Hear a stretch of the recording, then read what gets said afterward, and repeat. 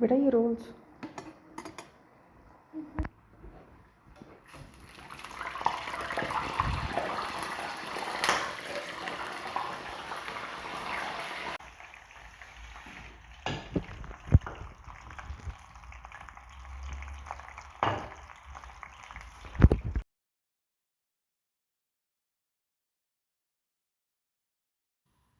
अस्सलाम वालेकुम वरहमतुल्लाहि वबरकातुहू। कैसे हैं आप सब लोग? तमाम देखने और सुनने वालों को हिरा कमर का सलाम पहुँचे।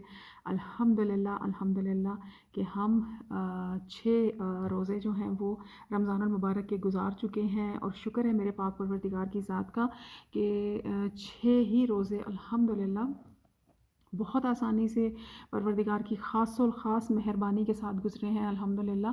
और बल्कि जिन इलाक़ों में, जिन जगहों पर गर्मी के कुछ आसार नज़र आ रहे थे, वहाँ पर भी बारिश हुई। और ये तकरीबन पूरे वर्ल्ड में ही आई थिंक ऐसा हुआ है कि बारिश का मौसम नहीं है, मतलब मौसम वो नहीं है, लेकिन बिना मौसम की बारिशें हुई हैं।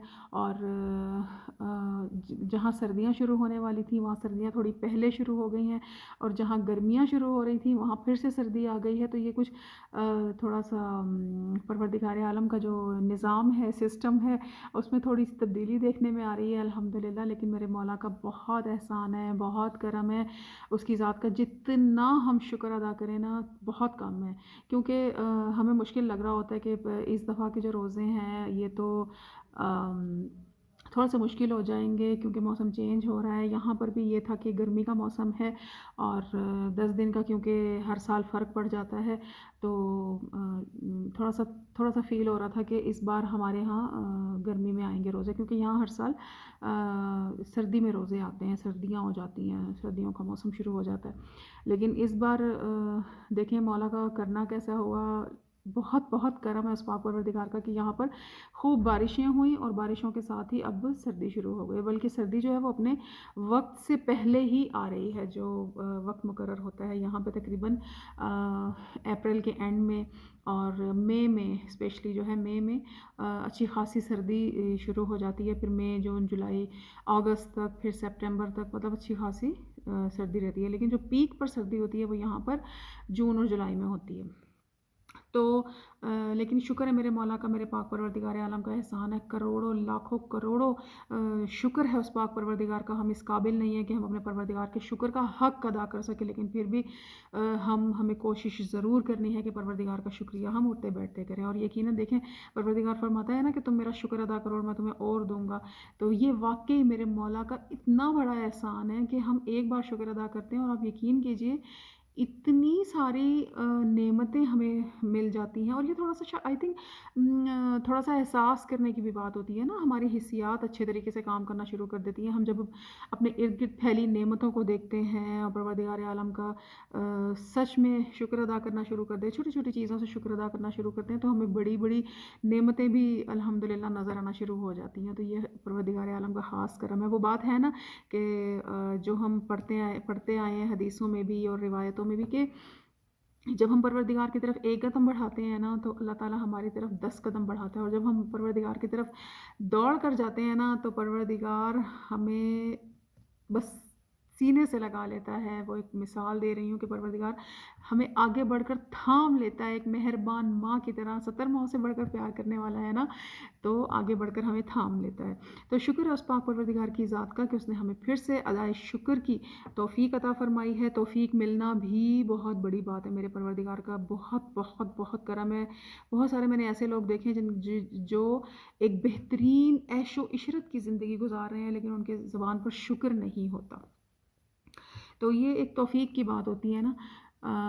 परवरदिगार आलम तौफीक भी छीन लेता है, कभी सजदे की भी छीन लेता है और कभी शुक्र की भी छीन लेता है। तो हम परवरदिगार आलम से सुबह शाम यही दुआ करते हैं कि मेरे मौला मोहम्मद वाले मोहम्मद के पाक घराने पर अपनी खासुल खास रहमत नाजिल फरमा, और उन्हीं के सदक़े, उन्हीं के तुफ़ैल, उनके वास्ते और वसीले से मेरे मौला हमें अदाए शुक्र की तौफीक अता फरमा। अच्छा, एक बहुत प्यारा एक अमल है जो हमारे बहुत अच्छे एक बहुत नाइस यूट्यूबर हैं, सैफ कुरैशी उनका नाम है, और उनका यूट्यूब चैनल है, और वो बहुत प्यारे वज़ाइफ बताते हैं। अच्छा, उनका एक वजीफ़ा मैंने देखा था, और جب میں نے پھر یہ خود سے کیا نا وظیفہ، ایک تو یہ ہے کہ اللہ تعالیٰ کے کلام میں واقعی بہت برکت ہے، اس سے تو کسی قسم کا نعوذ باللہ کوئی انکار نہیں ہے، نعوذ باللہ کوئی شک نہیں ہے۔ تو لیکن جب ہم اسے دل کے ساتھ کرتے ہیں، ہمیں ایکچولی پتہ نہیں ہوتا، پروردگار کا کلام تو ہے ہی بابرکت، لیکن ہمیں یہ نہیں پتہ ہوتا ہمیں کب کس موقع پر کس مشکل میں کن آیات کی تلاوت کرنی ہے، کن سوراس کی تلاوت کرنی ہے۔ تو سورہ علم نشرہ ایک ایسی بہترین سورہ ہے کہ جس میں پروردگار عالم ہمیں حوصلہ دے رہے ہیں، ہمت دے رہے ہیں اور ہمارا حوصلہ بڑھا رہے ہیں، یہ کہہ کر کے بے شک ہر مشکل کے بعد آسانی ہے۔ تو جب ہمارا حوصلہ ٹوٹا ہوا ہوتا ہے نا، اور ہم ہارے ہارے سے ہوتے ہیں اور بس دنیا سے دل اچاٹ سا ہو رہا ہوتا ہے کہ نہیں ایسا نہیں ہو سکا، ویسا نہیں ہو سکا، تو ہمت بھی جواب دے رہی ہوتی ہے بہت ساری مشکلات سے لڑتے لڑتے۔ تو میری جو سیف قریشی صاحب ہیں، ان کا یہ میں نے وظیفہ دیکھا، ان کا چینل میں دیکھتی ہوں ریگولر، تو انہوں نے ماشاءاللہ ایک وظیفہ بتایا تھا، بہت زبردست وظیفہ، بہت زبردست۔ اچھا، اس کی ڈیٹیل میں آپ کے سامنے آج شیئر کروں گی کہ آپ بھی ضرور کیجیے گا، کوئی بھی کسی بھی قسم کی، اسپیشلی یہ جو وظیفہ ہے نا، یہ مالی تنگی اور مالی پریشانی کے لیے ہے۔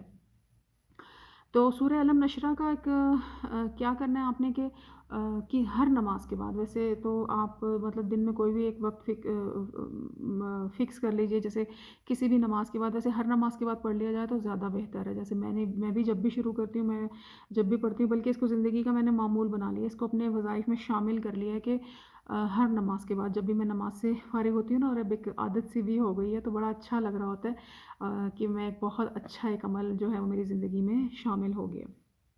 اچھا، وہ اس طریقے سے ہے کہ 3 بار درود ابراہیمی پڑھنا ہے آپ نے، اور 3 بار درود ابراہیمی پڑھ کر 11 بار سورہ علم نشرہ کی تلاوت کرنی ہے۔ اچھا، اس کے ترجمے کو بھی نا ذہن میں ضرور رکھنا ہے ہم نے، کیونکہ جب ہم ترجمے کے ساتھ پڑھتے ہیں تو ہمیں سمجھ میں آ رہا ہوتا ہے کہ ہم آخر پڑھ کیا رہے ہیں اور اس کا مطلب کیا ہے، اس کی تفسیر کیا ہے، ڈیٹیلز کیا ہیں۔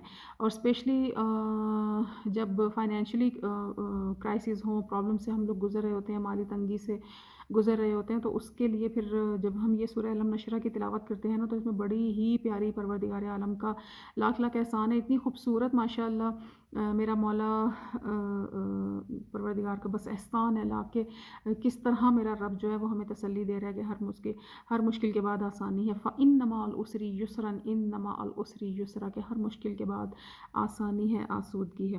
اچھا، کسی بھی نماز کے بعد آپ نے 3 بار درود ابراہیمی کی تلاوت کرنی ہے۔ درود ابراہیمی 3 بار، اول و آخر، اول میں بھی 3 بار اور آخر میں بھی 3 بار، اور درمیان میں 11 بار سورہ علم نشرہ کی تلاوت کرنی ہے، اور تلاوت کر کے پاک پروردگار عالم سے بہترین طریقے سے رکعت کے ساتھ رجوع کرنا ہے، اور رجوع کر کے اور بہت دل سے دعا مانگنی ہے، مطلب بہت جلد بازی میں نہیں کرنا، بڑے آرام سے، توقف کے ساتھ، آرام سے اور حوصلے کے ساتھ، مطلب آپ اس کو اس وقت میں کریں جب آپ فری ہوں، تاکہ ہم اپنے پروردگار سے ہمارا ربط بہترین بن سکے نا۔ تو وہ جب آپ یہ عمل مکمل کر لیں، اول و آخر درود ابراہیمی 3 بار اور درمیان میں 11 بار سورہ علم نشرہ کی تلاوت، اس کے بعد جب آپ پڑھ کر فارغ ہو جائیں نا، تو آپ نے اپنی ہتھیلی پر، دائیں ہاتھ کی جو ہتھیلی ہے نا، اس کو ایسے پھیلانا ہے اور پاک پروردگار عالم سے دعا کرنی، التجا کرنی ہے، ان کے پاک وسیلوں کا واسطہ دے کر کہ میرے مولا، میرے پاک پروردگار عالم، میں تجھ ہی سے مانگتا ہوں۔ اچھا، یہ الفاظ بھی آپ نے ضرور کہنے ہیں کہ پروردگارہ میرے ہاتھ کو خالی نہ رکھ، پروردگارہ میرے ہاتھ کو خالی نہ رکھ، پروردگارہ میرے ہاتھ کو خالی نہ رکھ، اور اسے رواں رکھ اور بہترین رزق عطا فرما۔ اور جب 3 بار آپ یہ کہہ چکے ہیں تو آپ نے اپنے دائیں ہاتھ پر ایسے پھونک مارنی ہے، پھونک مار کر پھر اسے اپنے چہرے پر آپ نے ایسے مل لینا ہے۔ تو انشاءاللہ کہ اس وظیفے کو آپ نے ہر نماز کے بعد کریں تو زیادہ بہتر ہے، ویسے آپ اپنی سہولت کے مطابق